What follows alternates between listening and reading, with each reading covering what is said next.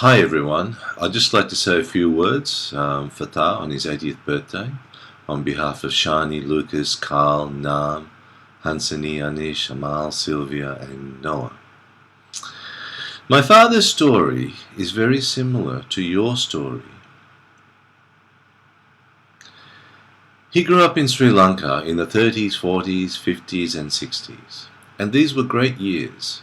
Sri Lanka had low population, low poverty, and there was peace all across the land. And Tha came from a privileged background. His family had access to wealth, they had influence and status and education. All these things provided an unfair advantage which the ordinary people could only dream of. And then we migrated to Australia, and when we did, we became ordinary people. So why would you do it? Why would you give it all up only to start at square one in a foreign land? And the answer for all migrants is the same. The answer is that you do it for your children. That's right, your children, those lazy, ungrateful wretches, is why you do it. But fortunately, your children grow up, and when they do, they become burdened by responsibility. And that's when they can appreciate the sacrifices their parents make for them. Now think of myself and all the cousins of my generation, and we are indeed burdened by responsibility. We have become such a serious lot. It pains me to say this, but my father had a far better time than we ever will. I think back to the legendary Ferdinand's parties. They seem to happen every month. And our parents were having a great time. In particular, all the sing-alongs they had, smoking and drinking around the piano with Derek and Rodney on keyboards. In full voice would be Uncle Mervyn, Uncle Willem, Uncle Edred, Uncle Errol and Tha, singing Baila, and politically incorrect songs like She'll Be Coming Round the Mountain, the lyrics of which we kids understood about half. And then at about 4 in the morning we'd be packed into the car in freezing cold Melbourne winter. There were no drink driving laws back then. My parents had a great time, and those were days of real excess.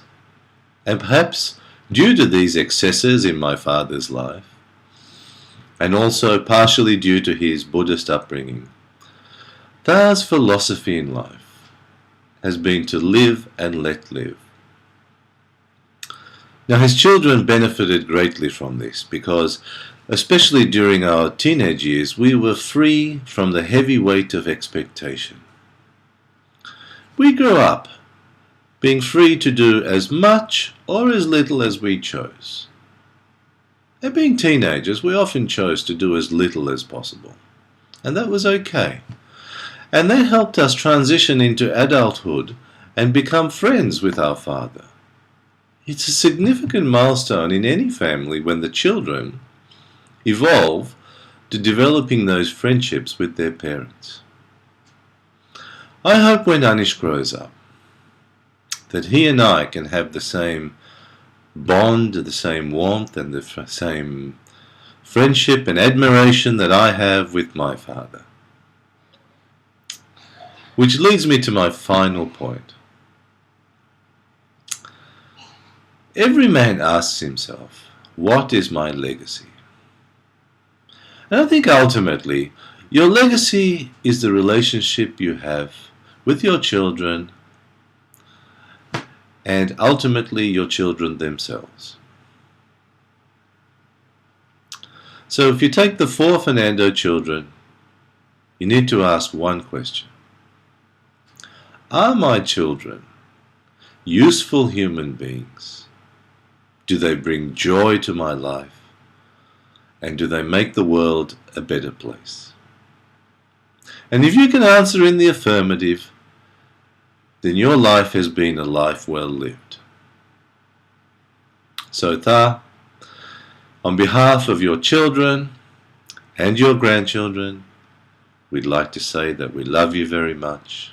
We're proud of you. We're proud to be your children. And we hope you have a memorable and happy 80th birthday.